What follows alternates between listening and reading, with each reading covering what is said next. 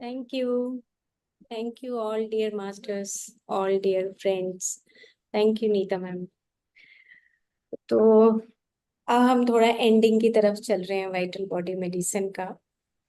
कुछ हमारे चक्रास हो गए हैं और दो सबसे इम्पोर्टेंट जो चक्रास हैं, मूलाधार और स्वादिष्ठान, और अभी सहस्रार अभी बाकी है।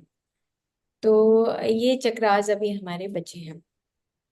और मुझे आशा है कि आप सब कुछ न कुछ तो चक्रास के बारे में डेली रूटीन में कोई ना कोई आप प्रैक्टिस करते होंगे।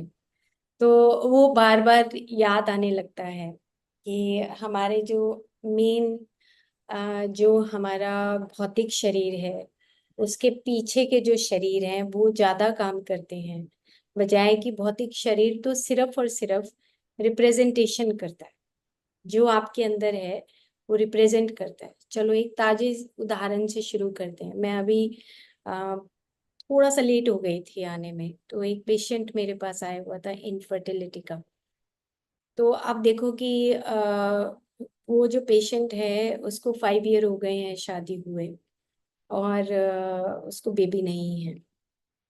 दोनों हस्बैंड वाइफ परेशान थे। तो जो उसकी यंगर सिस्टर है वो हमारे यहीं पर एमडी कर रही है। अब ये पहली बार आए मेरे पास। तो अब उनको पता था कि काउंसलिंग करते हैं, चक्रास हीलिंग है, वाइटल बॉडी मेडिसिन का प्रैक्टिस है, तो इस तरह से लोग आते हैं। तो उनको अभी लगभग 1 साल पहले ट्यूबरकुलोसिस डायग्नोज हुआ। तो ट्यूबरकुलोसिस डायग्नोज हुआ तो मैंने उनसे पूछना शुरू किया। अब आप सब इसको देख सकते हैं उसी तरीके से कि अंदर किस तरह के भाव चलने से इस तरह की बीमारियां, जो डीप रूट लेवल की बीमारियां होती हैं, वो कैसे आती हैं। तो जैसे ही उसकी सिस्टर ने बताया, जो अभी वहां पर एमडी कर रही हैं, तो उसकी सिस्टर ने बताया कि अ, मेरी सिस्टर को ट्यूबरकुलोसिस हुआ और अभी रिसेंटली ही ये ठीक हुई है। मतलब 10-15 दिन पहले टेस्ट नेगेटिव आ गया, तो अब ये ठीक है। अब हम इसकी इनफर्टिलिटी को ठीक करने के लिए मेडिकेशन करना है। मैं कहा ठीक है। तो जैसे ही ट्यूबरकुलोसिस बोला तो मेरे दिमाग में वही जो एक एनर्जी लेवल पे जो चीजें इकट्ठी होती हैं वो मेरे दिमाग में जाने लगी। तो मैंने उनसे पूछा कि आप 5 साल में आप कहाँ पर रहते हैं, आपका परिवार कौन कौन सा है, और 5 साल में किस तरह की, जो थोड़ा सा मुझे हिस्ट्री बताइए। तो उसने बताना शुरू किया कि हम एक कंबाइंड फैमिली में रहते हैं, और मेरे से जो बड़ी है वो जिठानी और जेठ मेरे साथ ही रहते हैं। उनके 2 बच्चे हैं, थर्ड टाइम वो प्रेग्नेंट है। और मेरे सास ससुर मेरे साथ हैं, मैं हस्बैंड उनके साथ आए हुए थे। तो हमने उनको बाहर भेज दिया कि आप बाहर बैठिए, हमने बात करनी है। अब मैं उनसे पूछने लगी कि देखो, ट्यूबरकुलोसिस अगर आया है 1 साल पहले, तो इसका मतलब 1 साल पहले तो वो दिखाई देने लगा फिजिकल बॉडी के ऊपर, समझ रहे हैं। और 1 साल उससे पहले 2 साल पीछे चले जाइए, तो 2 साल और पीछे उसकी दुनिया में, उसकी जिंदगी में, उसकी लाइफ में क्या घटित हुआ होगा। कि वो जो लॉ ऑफ कर्मा का जो पोर्टल है वो खुला होगा। और लॉ ऑफ कर्मा का जो पोर्टल खुला होगा तो कहीं ना कहीं उसके सराउंडिंग में जो उसके फैमिली मेंबर हैं वो उसको ट्रिगर कर रहे होंगे। और ट्रिगर करने के बाद उसके किस बॉडी के किस टिश्यू के ऊपर इफेक्ट होगा। तो मेरे सामने वो पिक्चर बिल्कुल क्लियर होने लगी। तो अब वो बताने लगी कि जैसे ही मैं शादी होकर आई, तो शादी होने के 1 साल के बाद लगभग मेरी जो जेठानी है और उसका मेरा संबंध खराब होने लगा।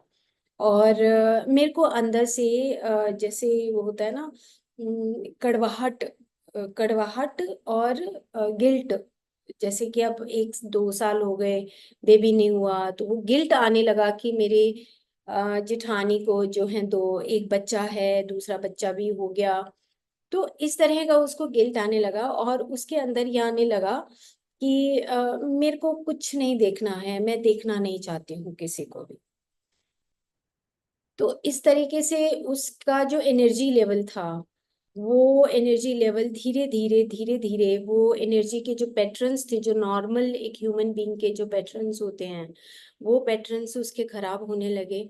और जैसे जैसे वो खराब होने लगे, वैसे वैसे हम आयुर्वेद में ये बोलते हैं कि जो हमारी सारी धातुएं होती हैं, सप्त धातु बोलते हैं, तो उसमें रस, रक्त, मांस, मेद, अस्थि, मज्जा, शुक्र और ओज। तो ओज जो होता है वो हम पहले एपिसोड में बात कर चुके हैं कि वो स्किन के ऊपर रहता है, और उसकी आउटर जो लेयर है, आउटर लेयर पे हमारी इम्यूनिटी रहती है। लेकिन उसके पीछे वाली जो दीवार है या पीछे वाली जो लेयर है, उसमें शुक्र धातु रहता है। और शुक्र धातु के पीछे वाली जो, उससे भी पीछे वाली जो दीवार है, उसमें मज्जा धातु रहता है। कहने का मतलब ये है कि वहां पर वो उसकी जो भावनाएं हैं, वो उन धातु पे अटैक कर रही थी, शुक्र धातु पे और मज्जा धातु पे।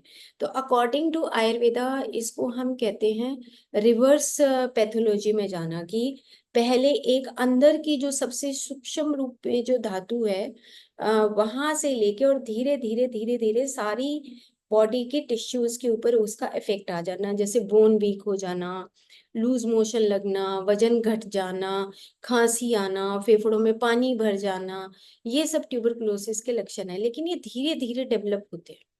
लेकिन उसके बैकग्राउंड में उसकी स्टोरी क्या मिली, कि उसकी स्टोरी मिली कि not good relationship with their family members, है ना। तो अब इसमें जैसे शुक्र धातु की बात आ रही है, तो आज हम थोड़ी सी मतलब 2 मिनट 3 मिनट इसकी चर्चा कर लेते हैं।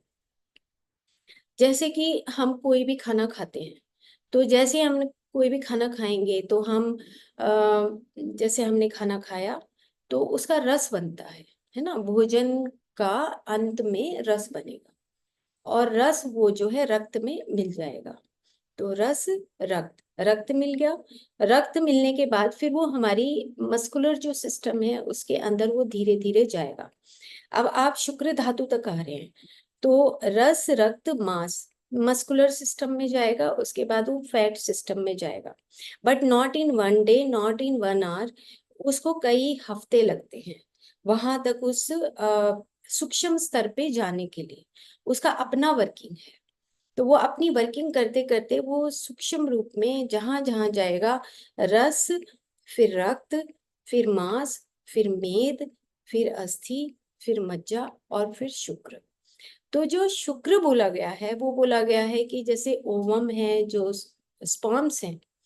अब खाना यहाँ तक आते आते, आपका मनस यहाँ तक आते आते, आपका प्राण यहाँ तक आते आते, उस स्पर्म के अंदर इतनी पोटेंशियल हो गई कि एक स्पर्म और एक ओवम एक नई जिंदगी दे सकता है। समझ रहे हैं आप कि खाने की पावर, आप देखिए कि खाने की पावर हमारे मांस और मेद धातु में इतनी नहीं है। वो तो जस्ट उसको ग्रोथ, ग्रोथ माना गया है, रिपेयर का सिस्टम माना गया है।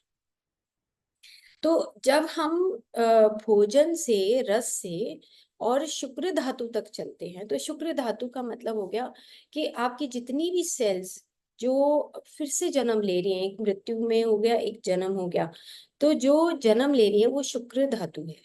तो शुक्र में ओवम और स्पर्म को मुख्य माना गया है। तो वहां पर एक इतनी पोटेंशियल आ जाना, उस खाने की ताकत, शुक्र से हम अंदाजा लगाते हैं, आयुर्वेदाचार्य है कि शुक्र के से अंदाजा लगाने के बाद पता लगता है कि आपके पास कितनी शक्ति है। और शुक्र के बाद आता है फिर ओज, और ओज के बाद एक और वर्ड आता है जो तेज। उसकी भी हम चर्चा कर चुके हैं कि पूरी बॉडी के सभी जब टिश्यूज सही ढंग से बनते हैं तो उसको हम तेज बोलते हैं। कि रिफ्लेक्शन ऑन द फेस, चाल में उसके पता लगेगा, अरे क्या वाइब्रेंट लेडी है, हम उसको बोलते हैं, अरे उसके तो चेहरे पे चमक ही इतनी है ना। ऐसे बोलते हैं कि उस लश्चरस जो फेस होता है ना। तो वो जो है वो सारी धातुओं का सार बोला गया है। तो ये जो शुक्र धातु है, तो हम अब उसको रिवर्स में जब जाते हैं तो उसको फिर हमने बताया कि आपके ये जो मेन इश्यूज क्या हैं, कि आपको एक तो गिल्ट है, और एक आप कहीं ना कहीं अंदर कुढ़ते हो। तो ये जो कुढ़ना होता है, बार बार अंदर से जो कुड़ना होता है, तो उससे टीबी मानी गई है अकॉर्डिंग टू आयुर्वेदा, कि आपके मनस में जब आप कुड़ने का भाव रखते हो तो आपकी वो सूक्ष्म से सूक्ष्म धातु के ऊपर इम्पैक्ट डालता है।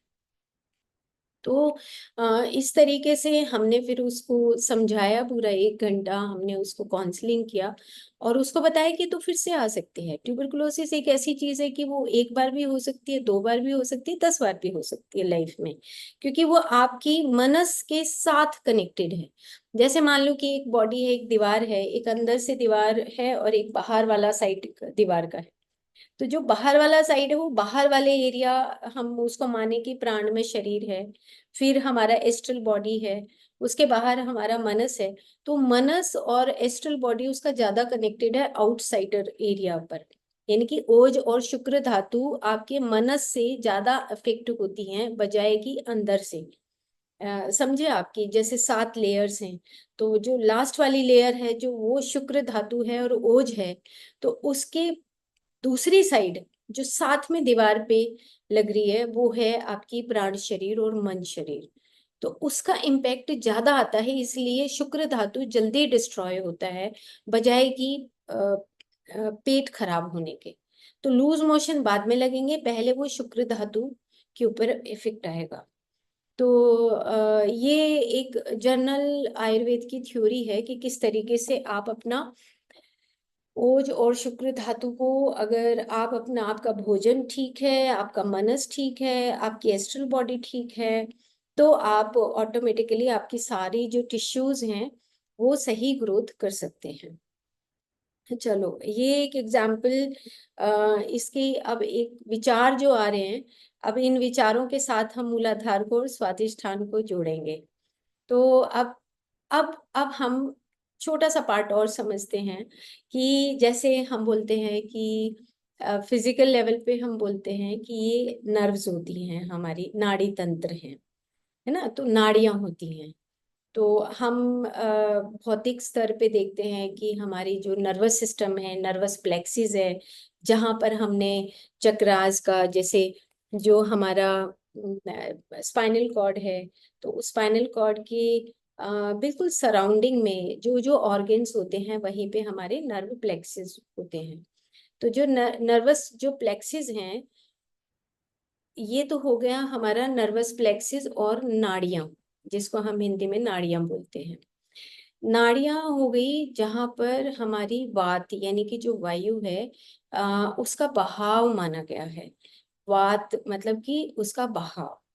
लेकिन अब हम बात कर रहे हैं कि नाड़ी से जो परे हमारी जो प्राण वह स्त्रोतस होते हैं, जो प्राण वह स्त्रोतस होते हैं, वो हमारे जो न्यूरॉन्स या नर्व्स होती हैं उसके परे हल्का सा उस वायु के साथ जो संलग्न होता है, वो हमारे प्राण में स्त्रोतस होते हैं। इसको जैसे हम मेरिडियंस बोलते हैं, हम मेरिडियंस के तौर पे भी आप समझ सकते हो, जो एनर्जी चैनल्स बनने का मतलब ये होता है कि एक ऐसा प्रवाह कॉन्टिन्यूअसली बना रहे हमारे शरीर में कि जिससे हमारा प्राण वह शरीर काम करता रहे। मान लो कि कहीं पर अगर प्राण वह शरीर में, वो प्राण तो है, प्राण है, लेकिन प्राण का टनल नहीं है, वो चैनल नहीं है, जिसको हम चक्रास का जो ब्लॉक मानते हैं। मतलब आप ऐसे समझें कि हम कहें कि मूलाधार चक्र ब्लॉक्ड है, या हम कहें मणिपुर चक्र ब्लॉक्ड है, या हम कहें कि अनाहत चक्र ब्लॉक्ड है। तो आप ऐसे समझिए कि एक जो प्रेजेंस ऑफ प्राण तो है वहां पर, लेकिन उसका जो प्रवाह है, जो टनल है, जो वो टनल है वो मिसिंग हो गई। यानी कि वो दिखाई तो दे रहा है, आप उसको थोड़ा सा, क्योंकि सूक्ष्म स्तर पे आपको समझना पड़ेगा कि वाइटल बॉडी तो है, ठीक है, वाइटल बॉडी का कोई प्रॉब्लम नहीं है, वाइटल बॉडी के अंदर प्राण भी है, लेकिन प्राण का प्रवाह मिसिंग कर रहा है, प्रवाह मिसिंग हो रहा है, उसी को हम बोलते हैं ब्लॉक। उसी को हम ब्लॉक बोलते हैं कि प्राण तो पड़ा है, लेकिन एक जो फ्लो है मूलाधार से और ब्रो चक्र तक, आज्ञा चक्र तक वो प्रवाह नहीं है। इसी को बोलते हैं कि जो मूल है, जो मूलाधार, यानी कि जो बेस है, बेस वो होता है एक जन्म या एक क्रिएशन का स्थान। मूलाधार क्रिएशन करना, यानी कि किसी भी नई चीज का जन्म होना, फिजिकल लेवल पर नई चीज का जन्म होना। जैसे कि मान लो मैंने आज तक कार नहीं चलाई, और तो कार के प्रति मेरा मूलाधार सोया हुआ है। ठीक है, मैंने कभी आज तक जिंदगी में कार नहीं चलाई, तो कार के प्रति मेरा मूलाधार सोया हुआ है। तो किसी ने मेरे को कहा, या मेरी घर की नीड हो गई कि मुझे कार चलाना सीखना है, तो जब कार चलाना अगर सीखना है तो मेरे मूलाधार में उस कॉन्शियसनेस का या उस कुंडलनी का जागरण होगा कि मुझे वो सीखना है। तो जब मेरे अंदर वो एक डिजायर पैदा होगी उस कार को सीखने की, तो जो पहली क्रिया होगी और दूसरी प्रक्रिया होगी, उस स्वादिष्ठान तक उस चेतना की शक्ति जागेगी। समझ रहे हैं आप कि कोई भी चीज जब हम पहली बार अपने आप की चेतना से जगाते हैं, उसको हम मूलाधार की जागृति बोलते हैं। आप कोशिश करिए इसको अंडरस्टैंड करने की, कि जो मूलाधार चक्र है वो हर किसी चीज की क्रिएशन का, यानी कि जननी है। हर नई चीज को जन्म देने का स्थान है, फिजिकल स्वरूप देने का स्थान है। इसको हम जैसे पृथ्वी तत्व से जोड़ते हैं। पृथ्वी तत्व से जोड़ने का मतलब ये होता है कि वो मैनिफेस्ट हो गया, कि मैंने एक कार चलाने का जो मेरे अंदर इच्छा जागृत हुई, जो चेतना शक्ति जागी, वो चेतना शक्ति जब जाग रही है तो वो मेरा मूलाधार में मेरी कुंडलनी वो जागृत हुई। अब ये जो जागृत हुई तो थोड़ा सा जागी, जैसे मतलब एग्जाम्पल है कि जो जन्म और मृत्यु का जो स्थान है ये मूलाधार है। जन्म और मृत्यु का स्थान भी समझने के लिए, जैसे आपने देखे बारिश में जो कुछ कीड़े आते हैं, है ना, और वो आएंगे, लाइट के पास आएंगे, और उसके बाद कुछ ही सेकंड में या कुछ ही मिनट में उनका जीवन खत्म हो जाएगा। वो मूलाधार है, मतलब कि वो जागा और फिर बंद हो, ये मूलाधार। और स्वादिष्ठान क्या है कि हम बार बार बार बार जो प्रैक्टिस करते हैं, बार बार हमारे जो संस्कार बनते हैं, वो ये स्वादिष्ठान कि हम बार बार, अब कार चलाना मैं अगर सीख रही हूँ, तो कार चलाना बार बार जब मैं सीख रही हूँ, बार बार सीख रही हूँ, बार बार मैं सीख रही हूँ, तो मेरी जो चेतना है वो थोड़ा सा 4 पेटल से बढ़ के और वो 6 पेटल तक आ गई। मतलब वो जागृति आने लगी, एक्सपीरियंस आने लगा, संस्कार बनने लगे। तो जो ये हठ योग प्रतिपिका है, मैं ये शब्द वहीं से बोल रही हूँ, जो हमारी पतंजलि का जो पुस्तक है और जो हठ योग प्रतिपिका है, मैं वहीं से ये शब्द लिए हैं मैंने। कि जब हम जन्म किसी भी चीज का देते हैं, जन्म का मतलब ये नहीं कि जो पैदा हो गया वो नहीं, आपकी जो इच्छा जागृत हुई, जो इच्छा जागृत हुई। मान लो, और एग्जाम्पल देती हूँ कि एक बार मेरे मन में आया था कि मैं अपनी जॉब छोड़ के और मैं आर्ट साइड चली जाऊं, या मैंने लॉ किया, तो मैंने सोचा कि मैं क्यों ना जुडिशरी की एग्जाम दे दूं। तो अब जुडिशरी के मैं एग्जाम देने की सोचने लगी, और सोचा भी, और मैंने कुछ समय उसमें 1 महीना, 2 महीना, 3 महीना लगाया भी। लेकिन मैं 4th 5th मंथ मैंने सोचा कि नहीं नहीं, मेरा इतना पीछे का जो आयुर्वेदा का मेरा बैकग्राउंड है, तो मुझे वो नहीं करना है। तो इसका मतलब ये हुआ कि कहीं मूलाधार चक्र में वो जागृति हुई, मैंने उस थोड़े से एक्सपीरियंस को लिया, और वो मेरी लाइफ का एक एक्सपीरियंस मेरा जो थोड़ा सा जो एक्सपीरियंस था वो मेरा मूलाधार की चेतना थी। वो मैंने एक्सपीरियंस लेके उसके बाद मैंने उसको ड्रॉप कर दिया। तो उसके बाद मैं उस ज्ञान को और ज्यादा बढ़ा नहीं पाई। लेकिन ये ज्ञान मेरा मूलाधार से लेके और मेरे आज्ञा चक्र तक, ये अभी मैं बताऊंगी जो नाड़ियां हैं, जो कैसे कैसे कनेक्ट होती हैं और कैसे कैसे मूलाधार से वो डायरेक्टली कनेक्ट होती हैं हमारे आज्ञा चक्र से। तो ये जो जागृति, इतनी सी भी जो जागृति मेरे अंदर आई, जो मैंने जुडिशरी का कुछ सब्जेक्ट मैंने जो पढ़े, वो आज भी मेरे पास उतनी सी नॉलेज मेरे पास है। तो उतनी सी नॉलेज के लिए मेरी मूलाधार की चेतना भी जिंदा है और मेरी आज्ञा चक्र की चेतना भी जिंदा है। इससे ज्यादा ज्ञान मेरे पास उस जुडिशरी का नहीं है। लेकिन अगर मैं आयुर्वेद का देखूं तो वो आयुर्वेद का जो ज्ञान है वो उससे कहीं और विस्तृत है। तो आप ये समझिए कि जो मूलाधार चक्र है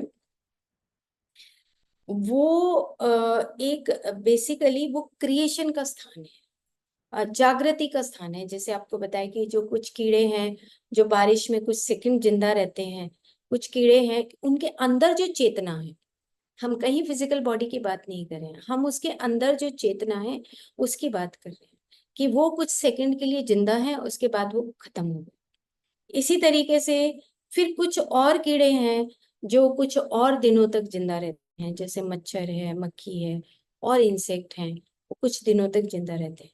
तो वो ये सभी एनिमल्स के साथ, सभी ह्यूमन बीइंग के साथ, सभी चक्रास और सभी कुंडलिनी सभी प्लेन के ऊपर रहती है। तो आपको ये पिछली बार बता दिया था कि कुंडलिनी सिर्फ एक प्लेन पे नहीं है, वो सभी प्लेन्स के ऊपर सभी को जिंदा रखने के लिए सभी के एक्सपीरियंसेस को काउंट करती है, वो वाइब्रेशंस काउंट होती है। तो सेम इसी तरीके से हमारे जो एक्सपीरियंसेस हैं मूलाधार चक्र से लेके और गॉड बनने तक, जब तक हम सभी एक्सपीरियंसेस की समझ नहीं रख लेते तब तक हम छोटे छोटे एक्सपीरियंसेस भी हम मूलाधार चक्र से और स्वादिष्ठान चक्र, ये दो चक्र ऐसे हैं जिसमें हम अपने जन्म और मृत्यु, मोस्ट ऑफ द जन्म और मृत्यु और संस्कार, जो हमारी आदतें हैं वो इन दोनों चक्रास के अंदर ही सीमित रहती हैं। इसीलिए बार बार एक्सरसाइज बताई गई है कि आप खड़े हों, काम करें, आप एक्सपीरियंस करें अपने कर्मों को, बार बार अधिक से अधिक करने की क्रिया करें ताकि आप उस मूलाधार चक्र से और स्वाधिष्ठान चक्र से ऊपर उठ पाए, हम स्वाधिष्ठान से मणिपुर चक्र तक जा पाए। तो ये थोड़ी सी बेसिक अंडरस्टैंडिंग थी कि जैसे अभी नीता मैम बात करी थी कि हाँ थोड़ा थोड़ा हमें अपने उस रूटीन में समझ आने लगा कि थोड़ी सी भी गलती करेंगे तो हमें वो समझ आएगी कि नहीं नहीं ये गलत है, हमें और भी अच्छे तरीके से बिहेव करना चाहिए। तो ये मूलाधार की जागृति है और ये लाइफ लॉन्ग चलती है, अनेक जन्मों में हमारी जन्म परंपरा के साथ जुड़ी हुई है, क्योंकि कुंडलिनी हर एक जन्म परंपरा में अपना रिकॉर्ड रखती है और रिकॉर्ड रखने के बाद फिर हम बुद्धि कर्म अनुसारणी, तो बुद्धि हमारी धीरे धीरे विकसित होती रहती है, हमारी चेतना विकसित होती है और उसके साथ हमारी बुद्धि और हमारी प्रज्ञा, यानी कि जो हमारा विजडम है वो हमारा कनेक्ट होता है और उतना उतना हमारा आत्मा का विस्तार होता है। तो आज मैंने एक मैंने कुछ स्लाइड्स बनाई हैं। उसमें जो पहली स्लाइड है, वो पहली स्लाइड ये है कि जैसे आपने देखा होगा कि जो समुद्र मंथन हुआ है ना, तो समुद्र मंथन, ये जो मैं शब्द ले रही हूँ हरीश जोशी का पुस्तक है, वहां से मैं आपको बता रही हूँ कि जैसे समुद्र मंथन होता है ऐसे समुद्र मंथन है। तो जो मूलाधार चक्र है और स्वाधिष्ठान चक्र है ये समुद्र मंथन की तरह है कि ये करें, ये करें, ये करें या ये करें। तो हमारा ज्यादातर जो अनकॉन्शियस माइंड है और जो सबकॉन्शियस माइंड है वो हमारे मूलाधार और स्वाधिष्ठान में रहता है। और सबसे ज्यादा जो डुअलिटी या इल्यूजन्स जो क्रिएट होते हैं वो हमारे कर्म कर्म के लेवल पे, नॉट ज्ञान के लेवल पे। कि हम ये करें या ना करें। तो वो ज्यादातर हमारे मूलाधार और स्वादिष्ठान में होते हैं। तो एक बार अगर हमने इग्नोरेंस में कर भी दिया कोई काम, तो सेकंड टाइम हम अवेयर होते हैं कि हमने ये गलती करी है और ये हमें सही करना है। तो मूलाधार और स्वादिष्ठान चक्र सबसे प्यारे चक्र हैं। मतलब मैं तो कहती हूँ कि सबसे अच्छे चक्रास हैं।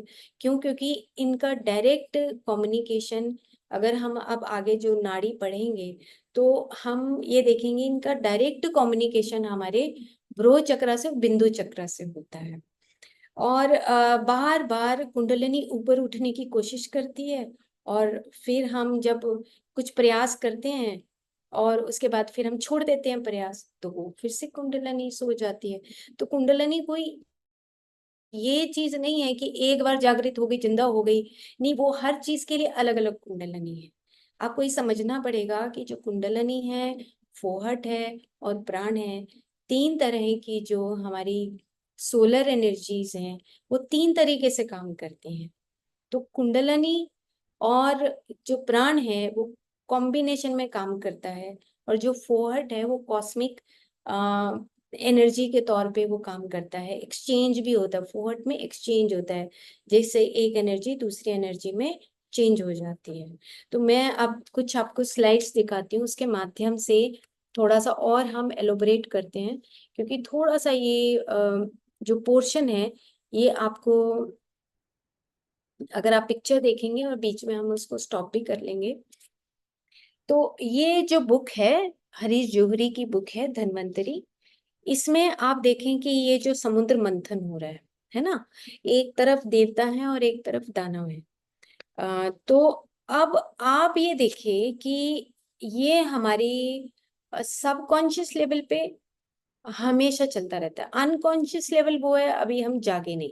जैसे कि जो मिनरल किंगडम है और प्लांट किंगडम है, एनिमल किंगडम है, इसी तरह हमारी लाइफ में भी कुछ सोए पड़े हैं हम लोग। किसी किसी चीज में हमें ध्यान आता है जब हम मेडिटेशन करते हैं, तो उससे पहले की हमारी जिंदगी देखें और उसके बाद की जिंदगी देखें, या कुछ हम जो पुस्तकें पढ़ते हैं उससे पहले की अपनी जिंदगी को देखें और उसके बाद की अगर हम जिंदगी को देखें, तो उन दोनों में अगर हम आपस में कंपेयर करते तो हमें पता लगता है, ओ माय गॉड, हम तो सोए हुए थे, है ना।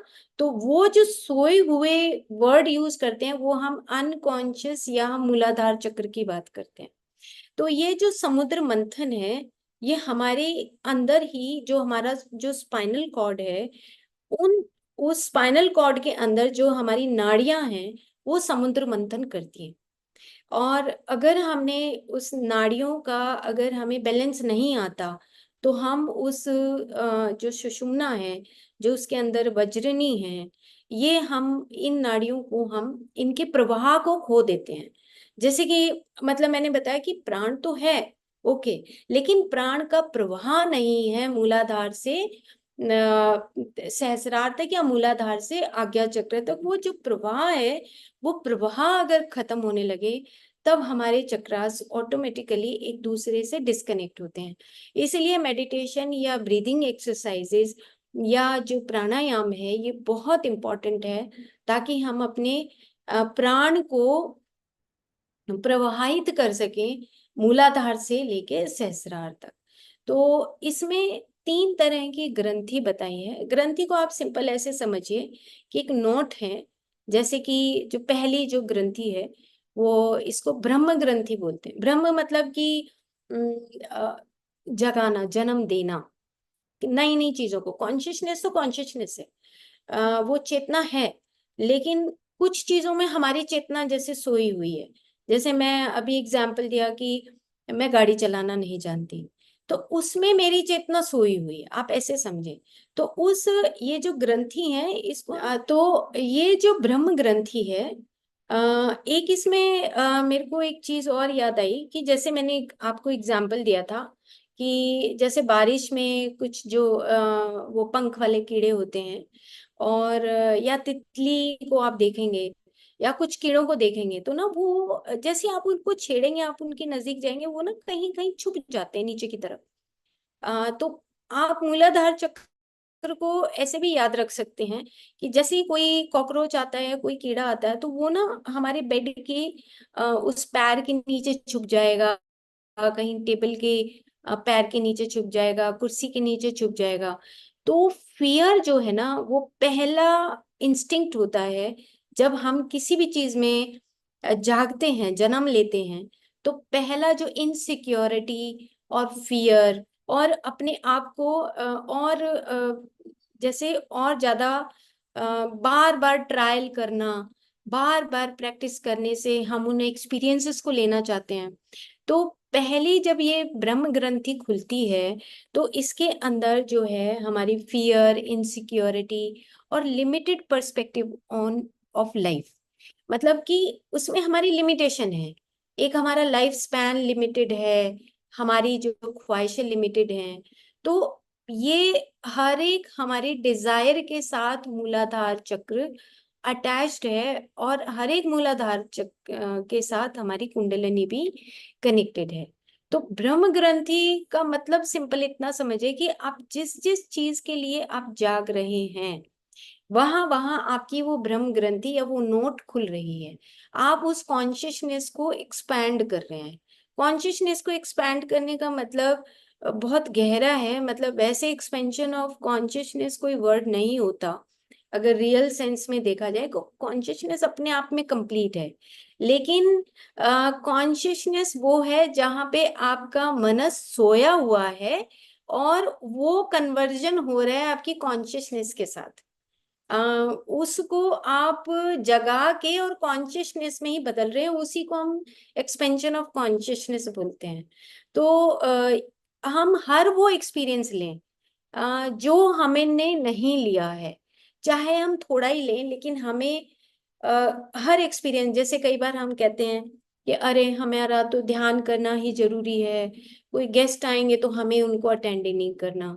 अरे ध्यान करना जरूरी है, हमें क्या करना है बेकार की बातों में इन्वॉल्व होकर। हाँ, बिल्कुल ठीक है बेकार की बातों में इन्वॉल्व नहीं होना, लेकिन अगर आपके पास कोई आया है, आपके घर में कोई आया है, तो आपका जो रिस्पॉन्सिबिलिटी है टू बिकम ए गॉड, या to take different type of experience, उसके लिए तो आपको वो उस एक्सपीरियंस में जाना ही पड़ेगा। क्योंकि वो जो अनकॉन्शियस जो ब्रह्म ग्रंथि है जो सोई हुई है, उसको आपको जगाना ही पड़ेगा, और उसके अनुसार आपको प्रैक्टिकली अपने उस चक्रास के बारे में आपको जानकारी भी लेनी पड़ेगी। आप बच नहीं सकते, आपको हर एक्सपीरियंस लेना पड़ेगा अगर हम एंजल बनना चाहते हैं, या अगर हम गॉड की तरफ जाना चाहते हैं। हम चाहते हैं कि हम गॉड बने, या हम एंजल बने, या हम अनेक लोकों में विचरण करें। तो आपको हर वो एक्सपीरियंस लेना पड़ेगा जो आपको पसंद भी नहीं है, वो भी एक्सपीरियंस आपको लेना पड़ेगा। और जब ब्रह्म ग्रंथि खुलने लगती है हर एक एक्सपीरियंस की, तब आपकी विष्णु ग्रंथि खुलती है, आपका हृदय खुलता है, हृदय के कपाट खुलते हैं, सबके लिए खुलते हैं। अगर हम वहां पे हमारी अटैचमेंट्स हैं, अगर हमारा इनइक्वलिटी है, मी और मी नॉट है, तो आपकी वो ब्रह्म ग्रंथि बंद रहेगी और साथ में विष्णु ग्रंथि भी नहीं खुलेगी। सेम इसी तरह रुद्र ग्रंथि है कि आपके पास जब ज्ञान आ जाता है, आपका हृदय चक्र खुल जाता है, ये तीनों ग्रंथियां खुल जाती हैं, तो ऑटोमेटिकली आप उस रास्ते पे चल पड़ते हैं जहां पर हम ये कहते हैं कि जो एक्सप्रेशंस ऑफ ह्यूमन बीइंग है, हम एक मानवता से महात्मा बनने की जो जर्नी है, भगवत गीता क्या बोलती है कि एक मानव से आप महात्मा बनते हैं, और महात्मा से आप परमात्मा बनने की जर्नी है। तो ये तीनों जो ग्रंथियां हैं, ये हमारी एक साधारण आत्मा से परमात्मा बनने की जर्नी है। ये जो पुस्तक जिसकी मैं बात कर रही हूँ, ये दो पुस्तक हैं हरीश जौहरी की, ब्रेथ माइंड एंड कॉन्शियसनेस, और दूसरा साउंड से रिलेटेड है।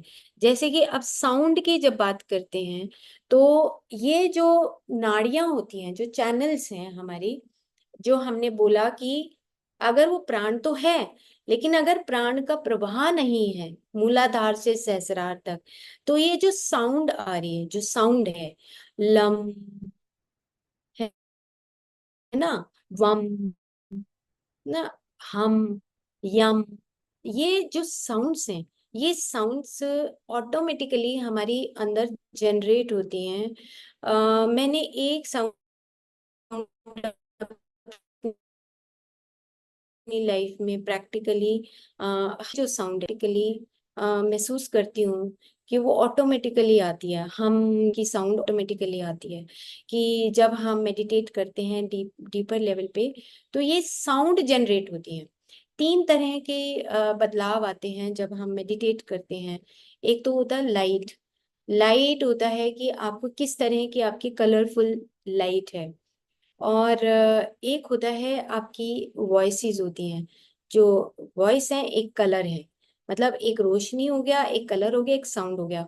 और ये तीनों जो चीजें हैं, ये आपकी मूलाधार चक्र, स्वादिष्ठान चक्र, मणिपुर चक्र और इसके साथ आपके आज्ञा चक्र जो कनेक्टेड हैं, तो उसमें कभी कभी आपको वो साउंड फील होती है। वो मैं आगे दिखाऊंगी कि जो आपकी सुषुम्ना नाड़ी है उसके अंदर ही ये तीनों छुपी हुई होती हैं। तो कौन सी आपका कौन सा प्रवाह जागृत होता है, देखो बहुत इंपॉर्टेंट है। मूलाधार चक्र और स्वादिष्ठान चक्र दोनों आपस में बहुत नजदीक हैं। तो इसीलिए दोनों चक्र लिए कि दोनों चक्रों में कोई ज्यादा सा भेद नहीं है। एक जन्म से लेके, एक क्रिएशन से लेके और संस्कार तक बनना, वो मूलाधार और स्वादिष्ठान चक्र है।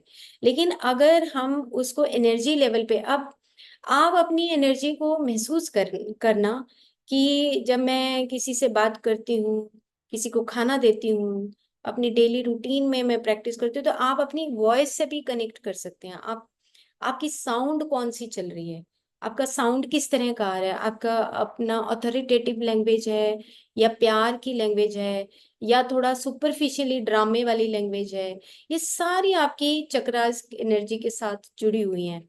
और वो सारी नाड़ियां आपकी वाइब्रेशंस को नोटिस करती हैं, बिकॉज यहाँ पे लैंग्वेज का कहीं कोई रोल नहीं है, क्योंकि वो फिजिकल लेवल पे है। जो लैंग्वेज के बगैर पीछे जो वाइब्रेशन है वो आपकी नाड़ियों को प्रभावित करती है। तो चलो हम उस नाड़ी को ही देख लेते हैं, मैं उस नाड़ी तक ही जाती हूँ। ये ईड़ा पिंगला और सुषुम्ना के अलावा ये नाड़ियां हैं। अगर इन नाड़ियों में से कुछ नाड़ियां हैं जो, मतलब मैं जस्ट वैसे क्योंकि बहुत सारी हैं, ये नाड़ियां जो हैं हमें बताई गई जैसे 72,000 नाड़ियां होती हैं। कहीं कहीं लिखा कि ये 3 लाख नाड़ियां होती हैं, कहीं कहीं लिखा 3,50,000 नाड़ियां होती हैं। ऐसे शिव पुराण और अनेक पुराणों में अलग अलग तरीके से नाड़ियां मतलब प्रवाह है ये।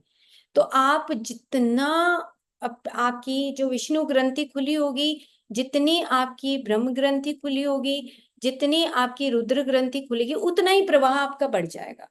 मतलब ये आप ऑटोमेटिकली फील भी करेंगे। तो जैसे ये पहली नाड़ी है हस्त जीवा, दूसरी गांधारी, अलम्बुषा, पूषा, यशस्विनी, वरुणा, मारिका, शीता, मातृका, शिवा, ये तिक्ता। ये जो नाड़ियां हैं, ये नाड़ियां आप सिंपल इतना समझिए कि इन ये प्रवाह है, एक नाड़ियों का प्रवाह है जो हमें फिजिकल लेवल पे, भौतिक स्तर पे दिखाई नहीं देता, लेकिन आपके विचारों के साथ कनेक्टेड है। आपका जैसा विचार होगा, आपकी जैसी एस्ट्रल बॉडी होगी, जैसी आपकी मेंटल बॉडी होगी, वैसा ही प्रवाह आपके उस प्राणमय शरीर के अंदर होने लगेगा। तो एक दो एग्जाम्पल मैंने लिया है क्योंकि बहुत डीपर लेवल का स्टडी है। मूलाधार से जब हम, ये मैंने एक पिक्चर लगाई है, इसको आप समझने की कोशिश करिए।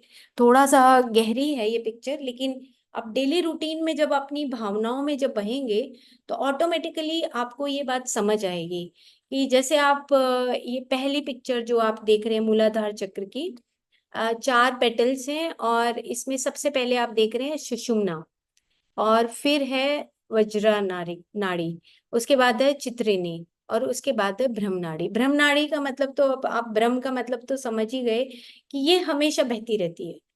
इसमें भी अगर हमारी ब्लॉक आती है तो ऑटोमेटिकली हमारी फिजिकल लेवल पे सुषुम्ना नाड़ी में भी हमारी वो ब्लॉकेजेस आ जाती है। तो आप ये समझो कि देखो ऊपर से इसमें मैं एक कर्सर के माध्यम से बताती हूँ कि ये बिंदु है, जो बिंदु हमने किया। और ये बिंदु जो हमारा चक्र है, यहाँ पे आप देख रहे हैं कि ब्रह्म नाड़ी है, यानी कि चेतना। उसके बाद चित्रनी है, और चित्रनी देखो कितना एक्सपेंडेड है, थोड़ा सा फैली हुई है।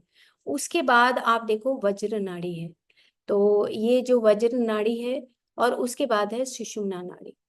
ये एक टनल्स की तरह काम करती हैं। इतनी मतलब ये फ्लो है, ये हमें दिखता नहीं है, लेकिन जैसे जैसे आप अपनी मेडिटेशन के डीपर लेवल पे जाएंगे या मेडिटेशन में डेली आप बैठेंगे, तो आपको ऑटोमेटिकली फील होगा कि मैं किस प्रकार की नाड़ी मेरे अंदर बह रही है, कौन सी नाड़ी, कौन सी किस तरह का प्रवाह है। अब जैसे मेडिटेशन में क्या होता है, कभी कभी आपको साउंड्स आती हैं, जैसे नाद बोलते हैं जिसको, नाद या प्राण विद्या, नाद प्राण विद्या बोलते हैं, नाद प्राण विद्या, है ना। तो नाद प्राण विद्या वो है कि जिसमें आपकी जो एक नाड़ी है वो ज्यादा विकसित होने लगती है, आपको नाद सुनने लगता है। और कहीं कहीं आपको आज्ञा चक्र पे कलर्स दिखने लगते हैं। कहीं कहीं वो नाड़ी, एक नाड़ी है जो विकसित होने लगती है, कलर्स दिखने लगते हैं। कहीं कहीं आपको साउंड सुनने लगती है। कहीं कहीं आपको जस्ट प्रवाह फील होता है कि मेरी नाक से राइट से भी आ रहा है, लेफ्ट से भी आ रहा है। तो ये जो प्रैक्टिसेस हैं, ये प्रैक्टिसेस डेली रूटीन में आप कभी ना कभी बैठ के कर सकते हैं कि मेरा किस तरह का अभी मेरे एक प्रैक्टिस और करिए आप, कि जैसे मान लो गेस्ट चले गए, जैसे ही गेस्ट गए आप बैठ जाओ आराम से, और आप अपने अंदर अपने मूलाधार चक्र पे फोकस कर लो। और फोकस करने के बाद आप देखो कि मेरा जो प्रवाह है, मेरे गेस्ट जाने के बाद कहाँ पे मेरी एनर्जी रोटेट कर रही है, कहाँ पे एनर्जी रोटेट कर रही है। आपको लगेगा कि मेरी एनर्जी तो मेरे आज्ञा चक्र में है, क्योंकि मेरा दिमाग जो है अभी लॉजिकली, या मैंने अपने गेस्ट को बहुत प्यार से अटेंड किया है, तो आपको एनर्जी, आपको विष्णु ग्रंथि पे फील होगी। अगर आपने बहुत उसको तरीके से उसको रफा दफा कर दिया है, तो आपको पता लगेगा कि आपका आज्ञा चक्र के पास आपका एनर्जी फ्लो ही बाहर जा रहा है, आउट ऑफ द एनर्जी, मतलब एनर्जी आपकी यहाँ से आज्ञा चक्र से बाहर ही निकल गई है, आपकी डिप्लीशन ऑफ एनर्जी है। और कहीं कहीं आपको लगेगा कि मेरे मूलाधार चक्र में भी मेरी एनर्जी है, क्योंकि फ्रस्ट्रेशन का साइन भी वही मूलाधार चक्र पे है कि ये आया ही क्यों, या बात ही नहीं करनी चाहिए थी, मुझे फोन ही नहीं उठाना चाहिए था। ऐसी बहुत सारी बातें हमारे अंदर जो फ्लो चलता है, वो हमारे डायरेक्टली हमारी नाड़ियों को प्रवाहित करता है, प्रभावित करता है वो।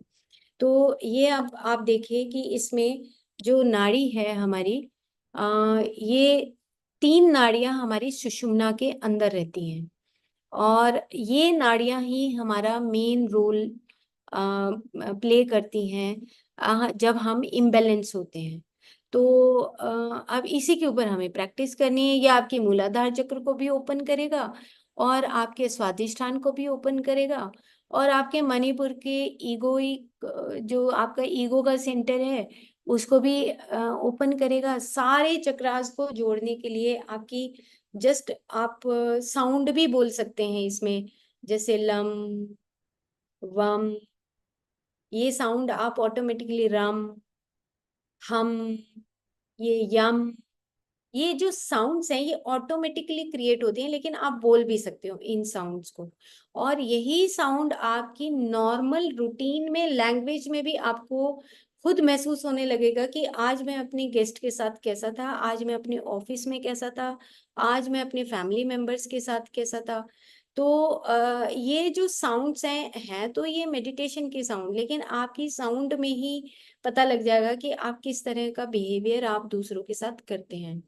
क्योंकि चक्रास का जितना भी हमारा जो सिस्टम है, वो सारा हमारा दूसरे के साथ बिहेवियर के ऊपर ही जुड़ा हुआ है। और खुद का आप अपना आपके साथ भी जुड़ा हुआ है खुद का, कि आपका खुद अंदर से जो बिहेवियर है वो अंतर्गुण और बहिर्कर्म, ये मैंने शायद बताया था आपको कि भगवत गीता, क्योंकि पूरी भगवत गीता इसी के साथ कनेक्टेड है। ये आपके जैसे अंदर गुण, मतलब आपकी क्वालिटीज हैं जो अंदर की इनहेरेंट, जो आपके संस्कार हैं, वो संस्कार ही बाहर आपके कर्मों के रूप में प्रकट होते हैं। तो अंतर्गुण और बहिर्कर्म, ये भगवत गीता के तीसरे अध्याय का है कि आप जैसे जैसे, क्योंकि उसी से जो हमारे ऋषि मुनि हैं उसी से पहचान जाते थे कि हमारा जो डिसाइपल है या हमारे पास जो आने वाले लोग हैं वो बिहेवियर से पहचान जाते थे। जैसे बहुत बार होता है कि जब हम किसी गुरु के पास जाते हैं तो हम खुद गुरु देख लेता है कि वो जो मेरे सामने बैठा है वो कितना अपने कर्मों से, उसके कितने चक्रास ओपन है, ज्ञान के चक्र कितना ओपन है, कर्मों के नीचे के 3 चक्रास कैसे ओपन है। वो खड़ा होके अपना बर्तन खुद रख के आता है, नहीं रख के आता है, दूसरों को खाना परोसता है, नहीं परोसता है। वो गुरु जो है ऑटोमेटिकली भांप लेता है कि उसके कौन से चक्रास में किस तरह की एनर्जी का प्रवाह हो रहा है। ओके, तो ये हमने मूलाधार और स्वादिष्ठान चक्र का बताया। ये एक साइंटिस्ट हुए हैं, तो इन ये जो हिरोशी मोटोयामा साइंटिस्ट हैं, इन्होंने ही कहा कि जो नर्व्स हैं वो एक फिजिकल स्ट्रक्चर है, लेकिन जो नाड़ी हैं वो कहीं हमारे प्राण को और हमारे मनस को और हमारी जो ब्लिस बॉडी है उसके प्रवाह को जो हम देखते हैं, वो नाड़ियां होती हैं, ना कि अ, जो हम नर्व्स को ही नाड़ियां नहीं बोलेंगे। यही एक ऐसे साइंटिस्ट हुए जिन्होंने ये क्लैरिटी दी। बहुत पहले 2015 का यहाँ पे बताया गया है कि 2015 में इन्होंने पेपर, मतलब 15 तक ये काम करते रहे अपना। तो ये पैरासाइकोलॉजिस्ट थे, तो इनको ऐसे ज्ञान प्राप्त होने लगा, उसके बाद इन्होंने कुछ रिसर्च पेपर लिखे और ये बहुत सारी जितनी भी हमारी योगिक ऑर्गेनाइजेशंस हैं उनमें इनको बहुत बहुत पढ़ाया जाता है। तो ये बुक भी आप देख सकते हो कि वैरायटीज ऑफ मिस्टिकल एक्सपीरियंस, इसके ऊपर बहुत सारे इन्होंने पेपर पुटअप किए कि आप जो प्लेक्सिस है, ये प्लेक्सिस के बैकग्राउंड में जो नाड़ियों का प्रवाह है उसको अंडरस्टैंड जरूरत है। और ये मैंने बता ही दिया है आपको। तो अब हम थोड़ा सा और आगे चलते हैं। ये एक सबसे और इम्पोर्टेंट बात है कि जो ईड़ा, पिंगला और सुषुम्ना है, जो ईड़ा है उसको हम मेंटल चैनल बोलते हैं, यानी कि चंद्रमा का चैनल बोलते हैं, ये हमें सबको पता भी है। और आप देखो कि मेंटल चैनल का मतलब ये हुआ कि आप जब ड्यूअल होंगे, एक तो नंबर 1 ये मेंटल चैनल का मतलब, तो आपकी ईड़ा जो है वो एक्टिवेट होगी ऑटोमेटिकली। नॉर्मल रूटीन में हम ईड़ा पिंगला को सूर्य और चंद्रमा नाड़ी मानते हैं। इसको हम इसके साथ ऐसा भी समझें कि जब आपका मनस ज्यादा प्रभावित है तब आप ईड़ा इसको मानिए। और पिंगला जो है वाइटल चैनल मानी गई है, सूर्य नाड़ी मानी गई है।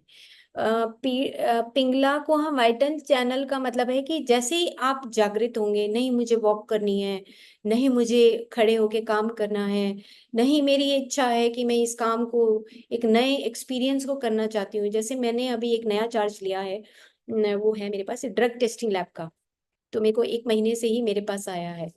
तो अब वो जो चार्ज आया है उसमें क्या है कि ड्रग की टेस्टिंग होती है। तो अब वो ड्रग की टेस्टिंग में कुछ टेस्ट करने होते हैं मैक्रोस्कोपिक लेवल पे और माइक्रोस्कोपिक लेवल पे। तो ये मेरे लिए नया है। तो अब मेरे लिए जो चीज नई है, उसके लिए मेरे को जागृति की जरूरत है, एक सूर्य नाड़ी की जरूरत है, उत्तेजना की जरूरत है।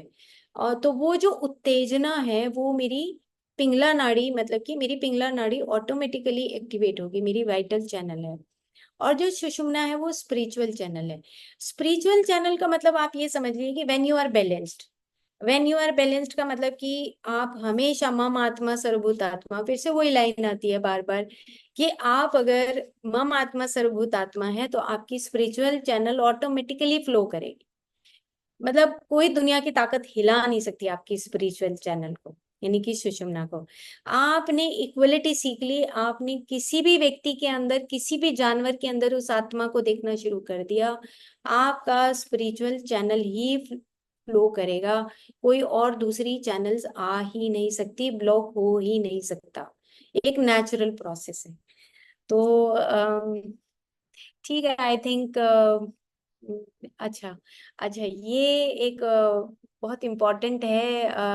मैंने पहले भी आप लोगों को कहा, एक रिक्वेस्ट की है कि जो बायोलॉजी ऑफ बिलीफ है, ये मूवी जरूर देखिए आप इनकी, डॉक्टर ब्रूस लिप्टन की। इन्होंने ये बताया कि जब मैं ये पढ़ रही थी कि जो हमारी जो ईड़ा पिंगला और सुषुम्ना है, ये तीनों नाड़ियों के अंदर जो करंट बोला गया है, एनर्जी करंट बोला है। तो इसी तरह इन्होंने, जो ब्रूस लिप्टन है, उन्होंने कहा कि जो हर एक जो कोशिका है उसके अंदर माइनस वोल्टेज होती है और जो बाहर है वो पॉजिटिव वोल्टेज होती है। अंदर और बाहर पॉजिटिव और नेगेटिव जो वोल्टेजेस हैं वो आपस में कनेक्ट होती है। एक बैटरी की तरह हमारी हर एक कोशिका काम करती है। तो एवरी सेल हैज 1.4 वोल्टेज।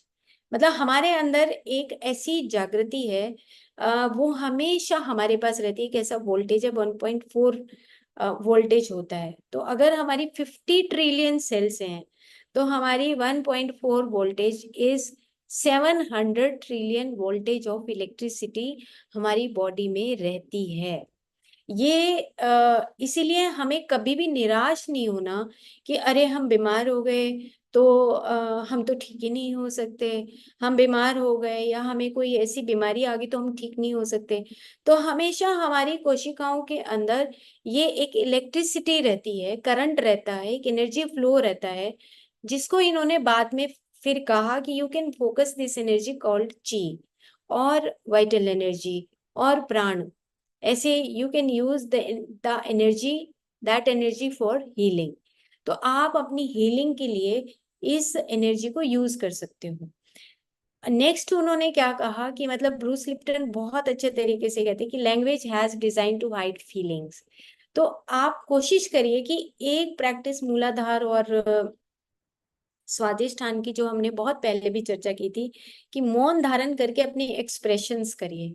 मैं अभी एसजीटी यूनिवर्सिटी में नीता मैम गई तो वहां पर मैंने बच्चों को यही ग्रुप बना दिया, और ग्रुप बनाने के बाद हमने एक हेड बना दिया और दो और जो 5-6 बच्चे थे वो अलग से उनके एक्सप्रेशंस को देखेंगे जो हेड है। तो मुंह के ऊपर हमने वो पट्टी लगा दी और हमने कहा कि भाई तुम अपने एक्सप्रेशंस दो, चाहे गुस्से के दो, चाहे प्यार के दो, चाहे नफरत के दो, गिल्ट के दो।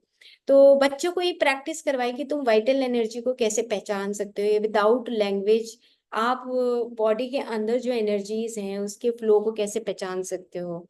तो ये वाइटल एनर्जी का जो फ्लो है, ये हम चुप रहने से, इसीलिए मौन इम्पोर्टेंट है कि जब हम मौन में रहते हैं तो हमारे ऑटोमेटिकली जो अंदर के भाव हैं, जो हमारी वाइटल बॉडी के अंदर जो हमारी फीलिंग्स हैं, वो हमारी फीलिंग्स हमारे चेहरे के ऊपर, हमारे हाव भाव में, वो हमारे जेस्चर्स में वो रिफ्लेक्ट होने लगती हैं ऑटोमेटिकली। जैसे हम किसी से लड़ लेते हो तो बोलते नहीं है, नाराज होते हैं, वो भी एक अच्छा तरीका है। नाराज होके हम अपने भावों को प्रकट कर सकते हैं कि बिना बोले कि चले जाओ। ऐसे हम बहुत बार ऐसे करते हैं कि कुछ जरूरत नहीं है बोलने की, है ना। तो इससे हमारे अंदर की जो सूक्ष्म शरीर है उनका पता लगता है कि जो हमारी फीलिंग्स हैं जो छुपी हुई, वो फीलिंग्स ऑटोमेटिकली हमारे जेस्चर्स में आती हैं।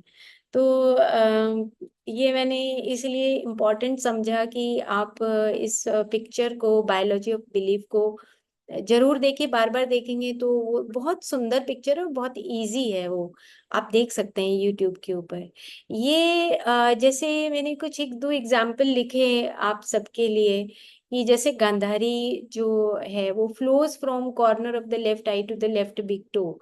तो अब आप देखो कि जो गांधारी नाड़ी है, सारों को याद मत करो, मतलब बस इतना सा समझो कि जितना भी प्राण वह स्रोतस है या प्राण वह नाड़ियां हैं, इनका जो प्रवाह है वो ऊपर से लेके नीचे तक और नीचे से लेके ऊपर तक। तो जैसा आप सोचते हैं, जैसा आप कर्म करते हैं, उसी के अकॉर्डिंग आपका ये जो नाड़ियां हैं ये प्रवाह करती हैं, प्रवाह होता है इनका। तो जैसे गांधारी और हस्तजीवा है, इनका प्रवाह ईड़ा की साइड माना गया है, ईड़ा के साथ रहती है ये साथ साथ।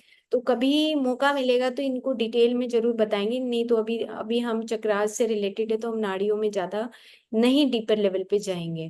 तो क्यों? क्योंकि ये ईड़ा से रिलेटेड है, जो यशस्विनी और पूषा है ये पिंगला से रिलेटेड है। तो ये flows from right to left ear तक, ये हमारी ऊपर तक, नीचे से ऊपर तक फ्लो करती हैं, ऊपर से नीचे तक फ्लो करती हैं। तो इस तरीके से जैसे कुहू नाड़ी है, ये हमारे थ्रॉट से शुरू होती है और हमारे जेनाइटल्स तक जाती है, वहां से ऊपर से जाती है, नीचे से जाती है। तो अब आप देखोगे, अगर आप कुहू नाड़ी को अगर आप लेते हैं, तो अगर हमारी वाइब्रेशंस किस तरीके की है, मान लो हम कोई पिक्चर देख रहे हैं या हम कोई सीरियल देख रहे हैं, लड़ाई झगड़े वाला सीरियल देख रहे हैं, कोई प्यार वाला सीरियल देख रहे हैं, तो उससे हमारा जो नाड़ियों का जो प्रवाह है उसमें कभी कुहू एक्टिवेट हो जाएगी, कभी आपकी पूषा एक्टिवेट हो जाएगी, कभी आपकी हस्तजीवा एक्टिवेट हो जाएगी। अब ये ऐसा प्रवाह है, ये हमें दिखाई नहीं देता, लेकिन ये बाद में हमारी फिजिकल बॉडी के ऊपर आके ये हमें पता लगता है कि वो इसका इफेक्ट, जैसे कि अभी पेशेंट का बात की कि ट्यूबरकुलोसिस हो गया, तो ट्यूबरकुलोसिस को उसको ठीक होने में 7 से 8 महीने लगे। तो 8 मंथ्स का जो पीरियड है, आप देखो कि कितना उसके लिए टफ होगा और उसके साइड इफेक्ट भी कितने होंगे। तो हम क्यों ना अपने आप को प्योरीफाई करें, हमेशा हम एक अपने लाइफ में करेक्शंस करते रहें कि जो हम आज हमसे गलती हुई, इट्स ओके, कोई बात नहीं। क्यों? क्योंकि हमारे ब्रेन के अंदर जो सेंटर्स हैं, जो हमारा मिड ब्रेन है, वो मिड ब्रेन जो है वो सबसे ज्यादा हमारी ड्युअलिटी क्रिएट करता है, नेगेटिव इमोशनल सर्किट्स क्रिएट करता है। हमने थर्ड फोर्थ एपिसोड में हम इसको बता चुके हैं कि आप कोशिश करें कि अपने हायर ब्रेन को एक्टिवेट करें, शुद्ध रहें। बस सिंपल सी बात है। हर चीज में आपको बस एक ही चीज तो पकड़नी है, वो सत्य को पकड़ना है, सत्य को पकड़ के रखो, या आप सुषुम्ना को पकड़ के रखें, किसी एक पर्टिकुलर चीज को पकड़ के रखो कि उसके बाद फिर नहीं इधर से उधर हो सकते। तो एक एक दो एग्जाम्पल दिए हैं इसी तरीके से, जैसे शंखनी है 7th नंबर पे, कि begins in throat and terminates in anus and on the left side of the Sushumna between the Gandhari and the Saraswati. है थोड़ा सा ये टफ है, इसको बस पजल नहीं होना। ये नाड़ियां जो है आपके प्रवाह को बताती हैं, और ये जो प्रवाह है ये मूलाधार से लेके और आपके सहस्रार तक रहता है, स्पेसिफिकली बिंदु चक्र तक रहता है, आज्ञा चक्र तक ये नाड़ियां कनेक्ट होती हैं। तो ये प्रवाह है मूलाधार और स्वादिष्ठान, ये दो नाड़ियां, दो चक्र ऐसे हैं कि जिसमें आप अपने उस स्टार्टिंग जन्म और मृत्यु को देखते हैं, जन्म और मृत्यु, यानी कि थोड़ा सा ऊपर उठे, जैसे वो बारिश का भी वो बताया कि एक जो है वो पंख वाला कीड़ा है, वो कुछ ही देर में जागेगा और फिर खत्म उसकी लाइफ। सेम इसी तरह हमारी डिजायर्स हैं, और उसके बाद डिजायर्स के बाद जब हमारे संस्कार होते हैं वो स्वादिष्टान में आते हैं, वो रिलेशनशिप और अटैचमेंट से रिलेटेड होते हैं। तो इस तरीके से ये थोड़ा और डीप है ये, लेकिन मैंने बता दिया तो हम इसको बंद करते हैं। हम्म, आज थोड़ा सा आप सबको मूलाधार और स्वादिष्ठान क्लियर हो गया होगा, दूसरे तरीके से, क्योंकि नॉर्मल आप स्वादिष्ठान और मूलाधार को तो बहुत अच्छे तरीके से जानते हैं। तो मैंने उसको डिफरेंट तरीके से बताने की कोशिश की है कि जैसे जैसे हम जागते हैं, जैसे जैसे अब संस्कार आने का मतलब क्या है कि स्वादिष्ठान में संस्कार आने का मतलब है कि आप और ऊपर मणिपुर चक्र की तरफ चलते हैं, कि संस्कार आ गए कि मेरे को ही खाना अच्छा बनाना आता है ना। ये तो संस्कार है कि खाना आप अच्छा बनाते हो, और धीरे धीरे वो संस्कार में ढल गया, प्रैक्टिस हो गई, हैबिचुअल हो गए, और फिर ईगो आ गया, वही आपका स्वादिष्ठान और मणिपुर का रिलेशनशिप हो जाएगा। जिस दिन ईगो आ जाएगा उस दिन स्वादिष्ठान और मणिपुर की एनर्जीज आसपास आ जाएंगे, और वो आपके पेट में और आपके नीचे के जो लोअर एब्डोमेन जो बीमारियां होती हैं वो क्रिएट कर देंगे। तो हमें कभी भी जब संस्कार आने लगते हैं तो हमें कंडीशनिंग में नहीं जाना। हम हर रोज कोई ना कोई नई चीज को सीखें। हम हर रोज किसी नई चीज को सीखने की कोशिश करें। उसी में मत जाओ कि जहाँ पे हमारे संस्कार इतने गहरे हो रहे हैं कि हम उसको तोड़ ना पाए। क्योंकि हमें नए नए तरह के एक्सपीरियंसेस लेके आगे बढ़ना है।